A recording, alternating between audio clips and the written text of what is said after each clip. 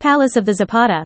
The Palacio de los Zapata was built in the early 16th century by the former counselor of the Catholic monarchs, Luis Zapata, and is undoubtedly one of the most emblematic civil buildings in Llerena. This palace became the seat of the court of the Inquisition in 1570, this being the third and last residence of the Holy Office in Llerena.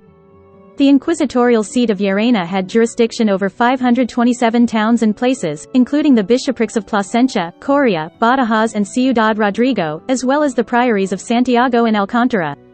Since 1974 this building has been the Palace of Justice, housing the Court of First Instance and Instruction of the Judicial Party of Llerena. The main entrance to the Palace of Justice was the so-called front of the garden of the Zapata Palace. It is from the middle of the 16th century, in the Renaissance style. The original structure of the palace was largely destroyed after being used as a headquarters for French troops in the War of Independence.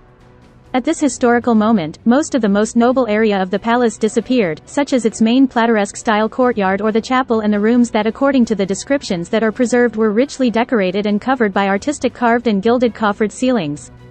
Also on this date were destroyed the two old medieval fortresses attached to the palace, the fort and the so-called Tower of the Angry. Inside, the central patio is preserved, a mudéjar patio from the 16th century. The Zapata Palace was the best house that a knight had in Spain, according to the chronicles of the time. The main facade of this palace was called the Inquisition and its facade is currently blinded. This portal is an interesting plateresque sample built with stone blocks.